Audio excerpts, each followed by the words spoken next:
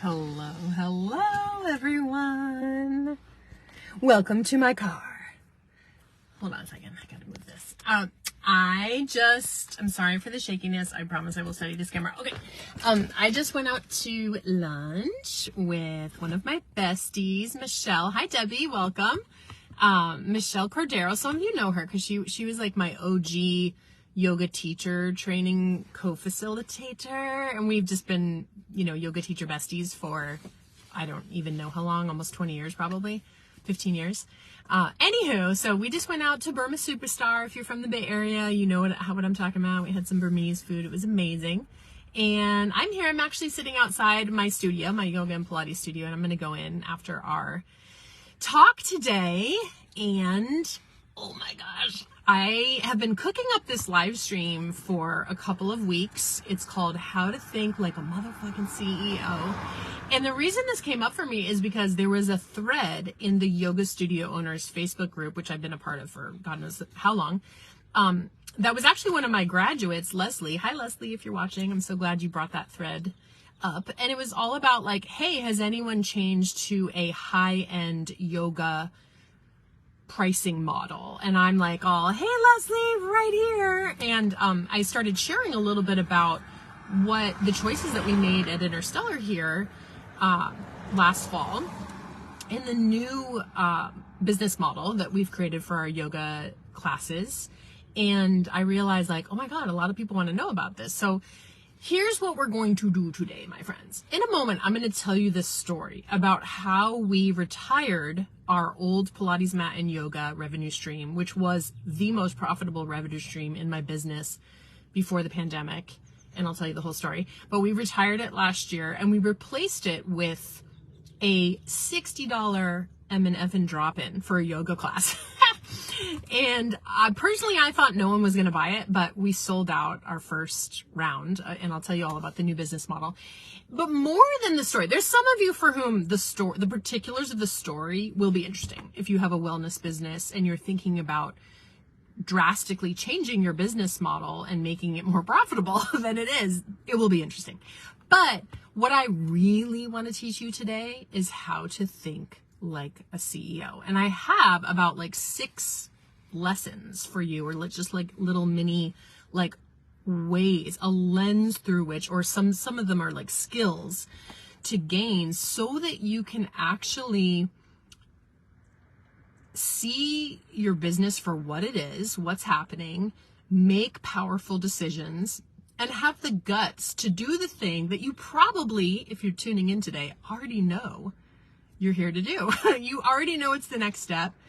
Maybe it goes against the grain, just like it does in my industry. Like, ain't nobody charging $60 for a 1-hour yoga class. I've literally never met anyone doing this. I have one friend in New York City who charges $50, but it's very rare. And so I'm here to help you learn today how to think like a motherfucking CEO and make the bold decision, even though it goes against the grain, even though no one in your industry is doing it, even though it seems illogical, even though you're afraid no one's going to pay for it, even though you think your whole community is going to think you're a selfish capitalist asshole, or whatever the reasons you have for not doing the thing that you want to do.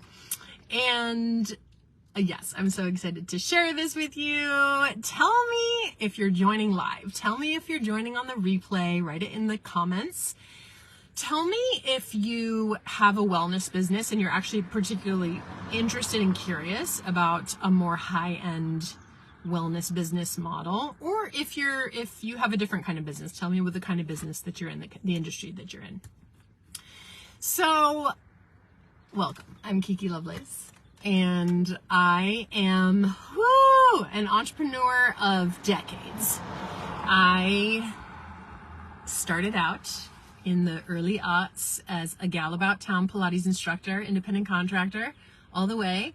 I worked for a bazillion and one studios and gyms.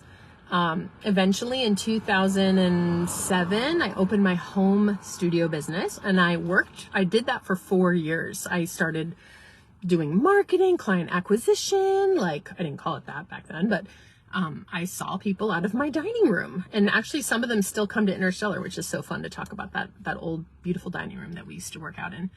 So I did that for 4 years. I started my home business, and then I opened Interstellar in 2011, and we're still here, which I personally think is a miracle.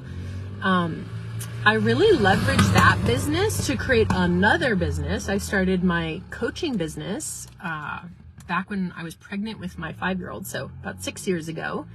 And I originally started teaching, business studio management and studio growth to other wellness business owners. I still work with a huge amount of my clients are wellness business owners, which is so fun. I'm meeting with an acupuncture business owner later today and a yoga studio owner later today. A lot of people that work with me are serial entrepreneurs, just like I am. They have multiple businesses or they want multiple businesses. Many of them are launching a coaching business on top of what they're already doing. I work with coaches. I work with entrepreneurs. I work with, marketing agency owners. And my particular specialty is helping my team-based business owners build their freaking dream team and really simplify and codify their systems so that the business can stand on its own 2 feet. So it doesn't rely anymore on you, dear business owner, or anyone else. So it can stand on its own 2 feet. This is what I've created at Interstellar in my studio. I work now for Interstellar. I used to work 70 to 80 hours a week in the very early years. Now I work 1 to 2 hours a week on that business, mainly meeting my leadership team and helping them figure out what to do and how to run the day to day. And my coaching business is leveraged also in that I only have to do maybe 2 or 3 hours a day of work for that business. And so that's what I help. The people that come to me, they want a leveraged business. They want to become amazing bosses and leaders. And this is how we roll. And, I'm a mom to two kids. And like I said, I have 2 businesses. So for me, I can't be involved in the day of every single fucking thing because I have too much life to live, my friends. First of all, I love being an entrepreneur. It's in my DNA. I come from both sides of my ancestry, entrepreneur DNA. But I don't want my business to be the only thing in my life. I have my spiritual life, my relationship with my dog, my relationship with nature. I have my family who I adore. I have my girlfriends. I have my volunteer work at my kids' school. I just have other things I want to be doing, right? And so, I'm saying this because some of you really just want to just be all about your business. And that's cool. Seriously, that's cool. I so appreciate ambition. I so appreciate people who are willing to put in the work because it takes a lot of work to create a thriving small business. But I just want I'm here for all y'alls who want a life outside of business ownership, entrepreneurship. That's who I'm here for. And that's the angle or the lens through which I'm going to tell you these stories and give you these tips today. Hey, Judy. Welcome, my friend. So here's the story. Are you ready? Are you ready to hear the story? Okay. Got to back this up for a hot second to pre-pandemic. So pre-pandemic, at least 50% of my yoga and Pilates studio revenues came from these large group classes. And for me, large isn't that large. It's maybe 25 people at the most. But we had, 27 classes per week on the schedule. Pilates mat, yoga, all different levels of yoga. Very thriving yoga program. And in fact, we still keep getting voted best yoga studio in Berkeley, even though I'll tell you in a minute how small our yoga program is. So, the other thing you need to know is that particular revenue stream compared to my private session revenue stream, compared to I have Pilates reformers, so compared to those and a couple other revenue streams I had before the pandemic, that was the most profitable revenue stream. And to be very specific with some numbers, I know y'all's like real numbers, so I'm going to share some right now. Before the pandemic, we would bring in just for that revenue stream, say $24,000 a month in revenue. My teacher payroll was $7K. So, and maybe a little bit more with taxes. So let's say $9K. So that's $15K that part of it could go to the overhead because I do have significant overhead, as you can imagine, in Berkeley, California. But a lot of that went to my salary, my take-home pay and the profitability. So, of course, we, just like everyone else, in March 2020, overnight, we transitioned to an online school, Zoom school. And even though we were allowed to reopen like 15 months later, by the way, here in California, we were shut down for 15 months. It was bonkers. And even though we were allowed to reopen, and we did, we reopened in May of 2021. So about 15 months after we closed, all of my yoga teachers moved away during the pandemic. Every single one of them moved away or just moved on to other career opportunities. So I'm all like, I can't reopen the studio in that way. I just can't. And then what's more, customer behavior in my world started really changing. People started coming for private sessions big time. And that has become a huge revenue stream for us. People were very interested in our reformer classes. We had 5 reformers when we reopened, and then I invested in 3 more because I was like, damn, like this has so much potential. And now we have sold out 8-person reformer classes all the time, all week long. So I couldn't reopen the yoga program in the way, it just wasn't going to happen. There was no way, right? And I kept it on Zoom. You know, I live in like a tech savvy place. So I was like, okay, maybe I can pull this off. But around this time last year, so spring of 2022, I was like looking at my P&Ls. I was looking at my sales reports. I started talking to my leadership team about it, which includes my operations and program manager, my director of marketing, and the assistant manager. And we started looking at things and numbers, and we were like, ooh, like, look at that payroll. Like that payroll is pretty much as much revenue as we're getting. Like we're not, and we don't seem to be able to acquire new Zoom students. Long story short, I spent too much money on marketing. We tried a bazillion and one different ideas of like front door offers to see if we could like really get some interest. And, you know, my team is very good. My team is like so amazing at offer creation. We're so creative. We're so willing to give it a go. Our marketing is fucking top notch. We know how to sell shit. And we could not sell new students on Zoom yoga. I mean, some of you are probably just sitting there going, duh, Kiki. Sorry, it took me a while to like wrap my head around it. I think I was like emotionally a bit attached to this program because it was like, you know, I was a yoga teacher that was like my identity for a long time. This program was the backbone. It was the heart and soul of this business. And it was really my connection to my community, and it still is, which is why I'm teaching yoga again. It's like I missed my community. So anyways, but I continued to look at the numbers. I continued to experiment to see if we could pull it up, you know. Eventually, I talked to one of my mentors, and she was like, girl, you got to set a hard date. Like, if your numbers aren't changing by this much, by this day, what are we doing here? I'm like, we're retiring the revenue stream. So I did that. We unfortunately had to lay off 6 yoga teachers. It was awful. I've never had to lay off anyone in my whole life. It was fucking awful. Most of them took it well.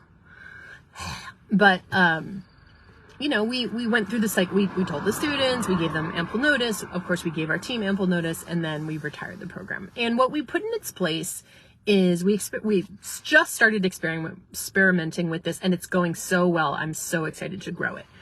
In its place, we decided to put an 8-week series that is $60 for a motherfucking drop-in for a 1-hour yoga class. Seriously. And it's $400 for the 8-week series. So $50 a class. I was like, no one's going to pay for this. But I was like, you know, no, like, I'm not going to assume that, you know, y'all know that, like, I'm not afraid to charge a lot of money for my services. Like, I don't really have money mindset issues at that level. And I assume that there's always a premium audience. So there's, in no matter where you live, I know you're telling yourself right now, but I don't live in Berkeley, California, whatever. In every single audience, there are premium buyers. Always, always. And they want the top-notch thing. And they're not necessarily like the richest people. They just like the VIP experience. They really like a high quality sort of tailored experience, always. And they're willing to pay for it. you'll be surprised how many of these people are in your community. And so I was like, let's go for it. Let's try it. And of course we sold out the first yoga class that we did. You know, we made close to $4,000 on it of revenue for one class, 1 hour for 8 weeks.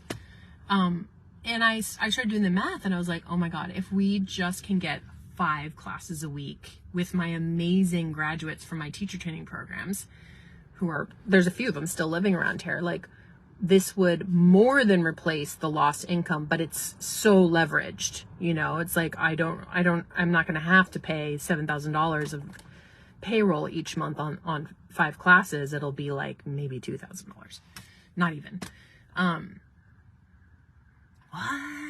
What? Oh my God, finally, I'm so excited.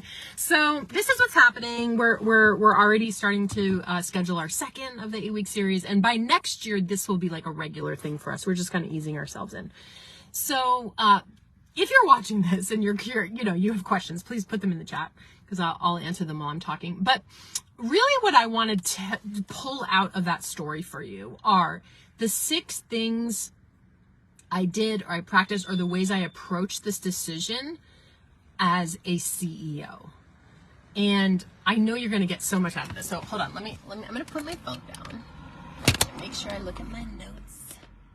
Are you ready? Are you ready for the 6 things? Write 6 in the chat. So I know you're listening and you're watching. So how to think like a motherfucking CEO in 6 steps. Here we go. So the first one, I love this one. I can't wait to say this out loud. I've been wanting to say this out loud for so long to you all. Prioritize profits and people. Not one or the other. Not one before the other. Both at the same time. And I know there's like a popular saying that, you know, people love to say. It's like, put people over profits. Like, okay, so listen. That is a great philosophy for like Jeff Bezos, like for these people who are making obscene amounts of money, like way more money than they would ever need. And they're paying their people shit. Okay. But that prioritize people over profits is not relevant to most of you because you're not making that many profits yet.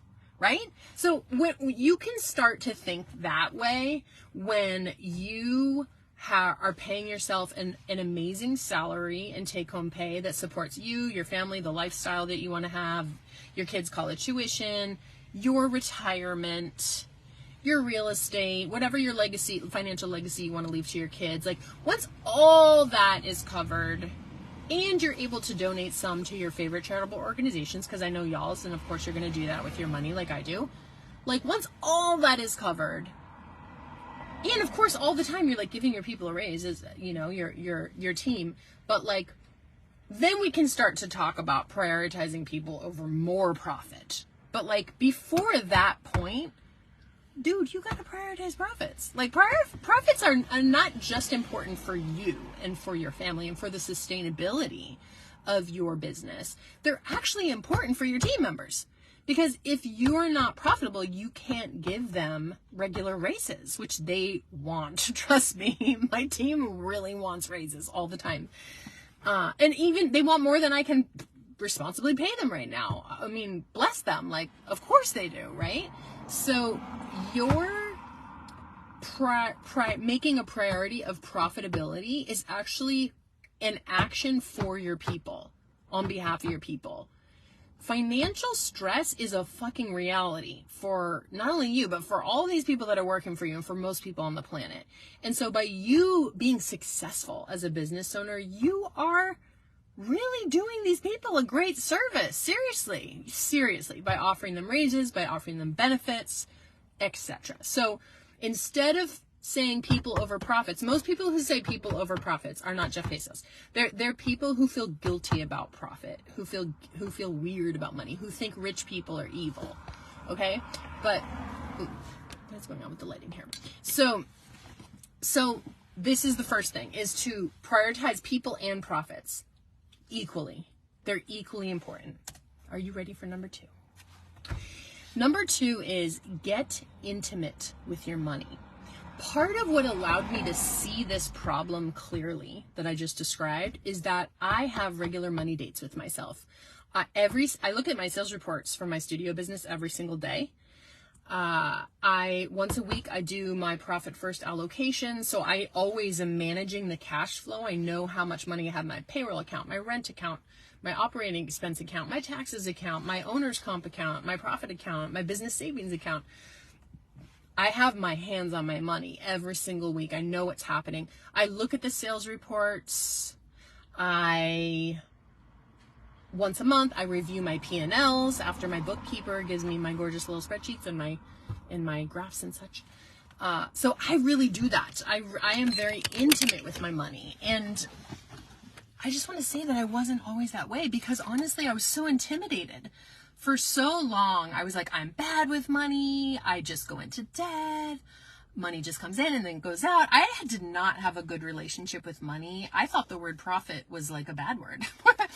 I avoided my books. I was just like, I'd rather not know. And I would just not look at them for months, quite frankly. So money intimacy is a practice that I have. It has made me so much more confident building wealth. It has made me so much more confident as a business strategist. It's really demystified the whole thing of like money, which was such a mystery to me when I was a young person. So yes, getting intimate with money. And the other thing I'm really good at is like, I'm personally not really a math person. But because I have a practice of being intimate with my money, and I'm just willing to look at the reports essentially and just sit with them and just like think about them, I have gotten really good at making meaning of the metrics. And so this is like part 2 of number 2. Get intimate with your money and then make meaning of the metrics. And that is one thing that I did last year. I was like looking at the payroll versus the income. I was analyzing how is the income going down, because it was going down a little bit each month, our revenues. And I was like, okay, let me make a goal, like a very conservative goal for increasing, new student acquisition. Let's see if we can hit it in the next 3 months. And then once we didn't, because I was tracking the metrics, once we didn't, I knew the decision that I was going to have to make, right? Like a motherfucking boss. You can do this. You can do this, my friend. You can learn. This is why I always include in my coaching packages, some of like my spreadsheets and some of the things that help me to be intimate with money, that help me to learn how to manage cash flow. Because managing cash flow for me was like, I did not know what people were talking about. For years as a business owner, I was like, what does that mean? Like, the money comes in and then it just goes out. What is there to manage? I truly didn't know what it means. And now I do. Now I actually really do. And honestly, it's one of my most important functions that I hold as the owner of this business, is I manage the cash flow. It's a very important job. Okay, number 3, and I learned this from one of my great bosses, Tom McCook, who's a well-known Pilates educator, and he was my boss for many, many years, 10 years probably. He taught me, when you solve a problem, solve it forever. Yes, in the form of a policy, tightening up your contracts or your boundaries, your expectations. And this is true with your customers. It's true with your team. And I had to do this many times over last year. When you solve a problem, solve it forever. Make a system, tighten a contract, articulate a boundary. And so take what you will from that one. I'm sure you can put that into play. Number 4, when something goes wrong with a customer or a team member, you're going to love this one. Assume it's your fault. So, I work with people in my Embodied Leadership Mastermind, which is a 3-month coaching container. And it's specifically about building your dream team and about creating an extraordinary company culture that will allow you to step out of the day-to-day. So that will allow you to stop delivering so much, to not do a lick of fucking marketing if you don't like doing marketing. If you don't like copywriting or posting to socials, like, you never have to do that again when you have a great team. That will even allow you to step out of the sales conversations or the account management or the customer service, like the enrollment process that you hold your people through, holding their hand every single second. And this is absolutely one of the things I teach my people is like, if something's going wrong, don't blame your team, blame yourself. Assume it's your fault. And I'm not talking about over owning, okay? Because of course, sometimes team members or customers are not bringing their best, right? Or make a mistake or whatever, you know. But I find as a practice that if I assume if something's going wrong, it's my fault, and there's absolutely an opportunity for me to up my game as a leader and as the person who has chosen the life path of risk and responsibility that I have chosen, and like, it's time for me to learn something here. Let me learn about being a better boss or being a better leader or being a better communicator. When I assume it's my fault, I always can clean it up faster. I always can solve the problem forever. And it allows me to make smarter decisions more quickly rather than hemming and hawing and procrastinating and delaying on the thing that I just know is the right next thing. Number 5. Are you ready for number 5? Hi, Stacy. Welcome. Okay. Number 5 is how to think like a CEO. Here we go. Put your focus on empowering and mentoring your team so that they can become powerful leaders in their own right. This is your path to freedom, my friend. If you feel handcuffed to your business right now, like, here's the path, is you empower and mentor your team to really step up as leaders. And quite frankly, I'll tell you how this sort of took root in the decisions of last year. I really asked for my leadership's team spotting on this decision. Like, I told them, I'm having a hard time letting this revenue stream go. I'm sort of like emotionally attached to it. I need your spotting on this. And I shared with them the metrics. They were actually running some sales reports. Some of them were actually running reports for me. So they were getting very intimate with the numbers too. And, you know, we agreed, like, listen, if it comes to this at this date, we're going to make this decision. And by me sharing that and really asking for their spotting on me, letting them know, like, I'm kind of emotionally invested in this, like, A, it allowed them to step up as leaders. B, I really felt supported by their leadership and by their certainty. Like, nope, Kiki, we got this. We're going to retire that. We're going to try this new thing. Let's go. You know, because I certainly have days where I doubt my ideas. I mean, I got a lot of fucking ideas, you know, not all of them work out. And, you know, this is like a lesson for those of you who are trying to tell yourself that once you start making more money, like, you'll never have doubt again. Like, no, you'll always have doubt. You'll always, like, wonder, you know, we don't know if it's going to work before it works. Right. And that's the thing about being a visionary and a business owner, is you have to put it out there in full faith that it's going to work, and really, like, practice that full faith. It's a practice in my experience. So yeah, put your focus on empowering your mentoring your team so they can hold you up in your down days, right? And also so that they can really contribute to the conversation. So you're not the only one grappling with these big decisions, but you can get their ideas. And, you know, quite frankly, at this point, I always run my big ideas by my team first, because they have different perspectives than me. They see things differently. And they often will point things out, like, well, yeah, but you're not thinking about this, but you got to think about this, or that wouldn't be fair if we did that, but not that. And it's really clarifying. It's very clarifying for me. So that's a huge part of what allows my studio business to function at a high level, is like, it doesn't rely on any one person, including me. It is held up by our whole team, our whole community. And if one person gets sick, has to take medical leave, or quits, ain't no thing but a chicken wing. It's just not a problem. Not a problem at all. Okay. The last one is number 6. Do only what only you can do. I'm going to say that again. Do only what only you can do. And then delegate, automate, or eliminate the rest. And this is really about, I talk about this in step 1 of the Embodied Leadership 3-step system. It's about designing your entire business and the roles and responsibilities of each person, including you, around alignment.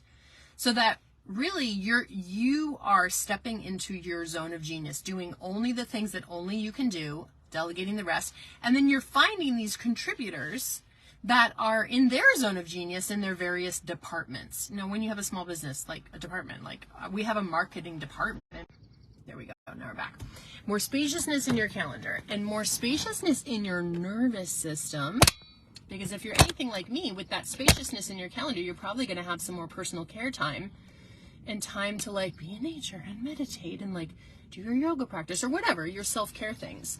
So as you have more spaciousness, you will have the downloads. You will have all the downloads for the next big offer, this revenue producing choice you can make. Your team is your path to freedom. Your path to not only financial freedom and time freedom, but to creative freedom. Because when you're not doing all that crap you no longer want to do and only doing the things you really love doing, you will be that much more fruitful in your creations and that much more connected to your conversations with God, the universe, with spirit, with your intuition, which is absolutely the most fun way to grow your business. For sure, and the most sustainable way to grow your business, and quite frankly, the fastest way to grow your business if you are a conscious business owner.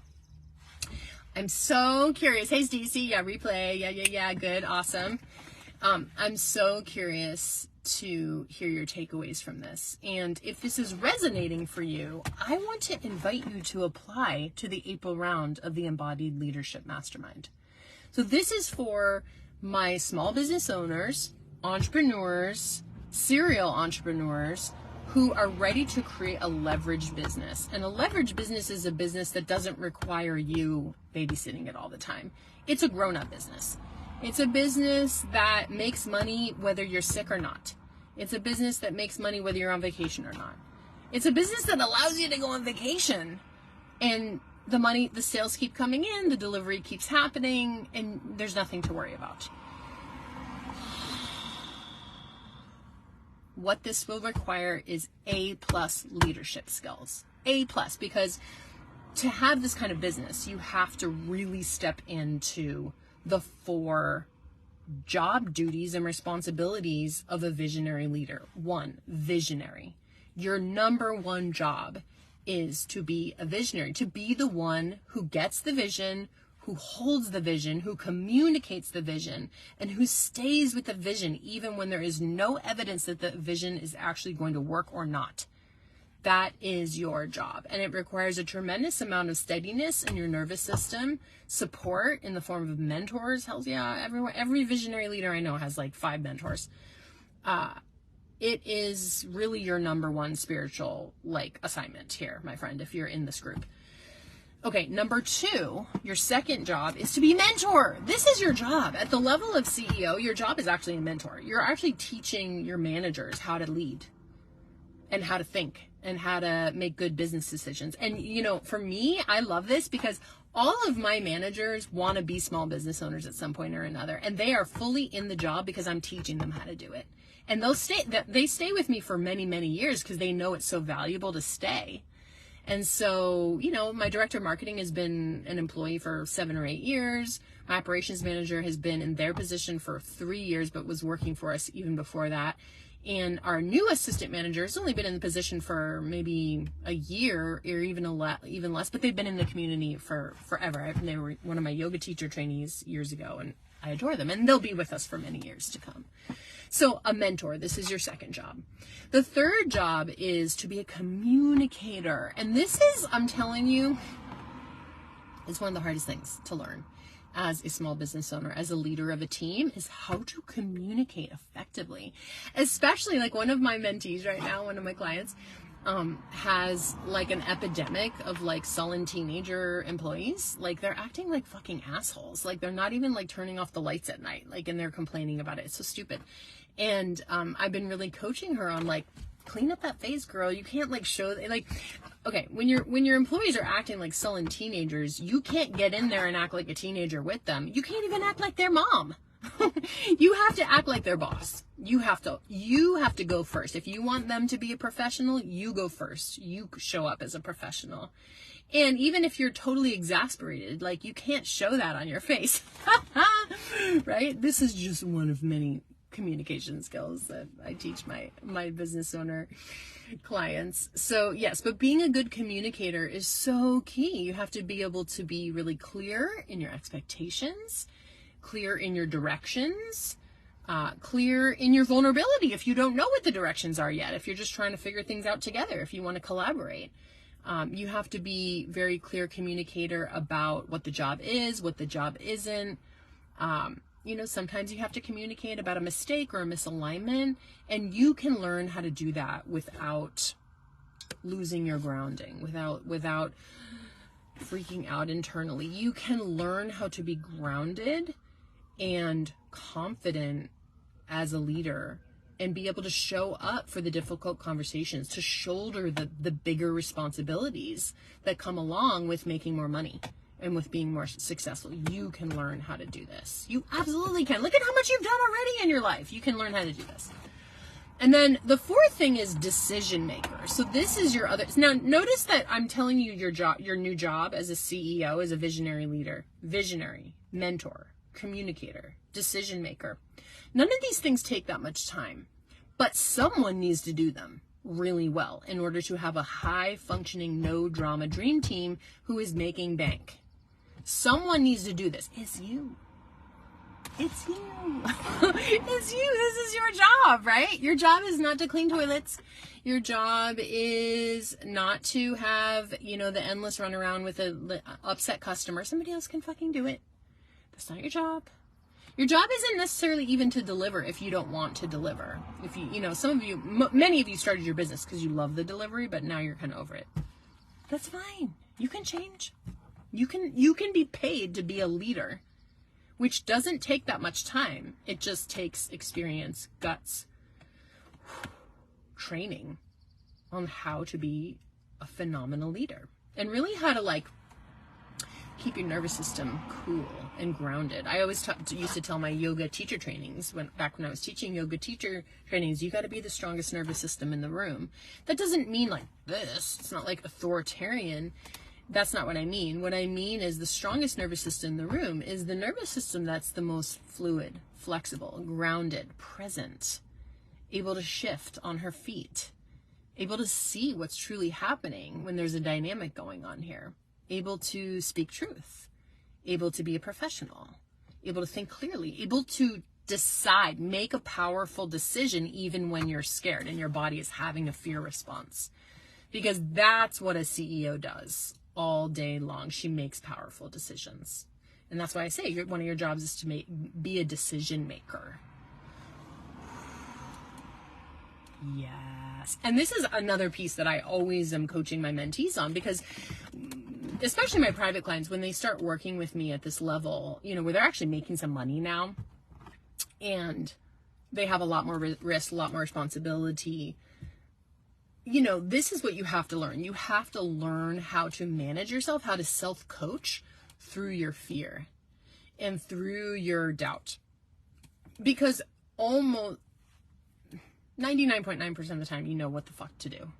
You already know. You already know the next right step to get you that much closer to your goal, to do it that much more quickly. You already know the next step. But you're scared, and that's normal. Your nervous system is programmed for keeping it copacetic, just keeping everything the same.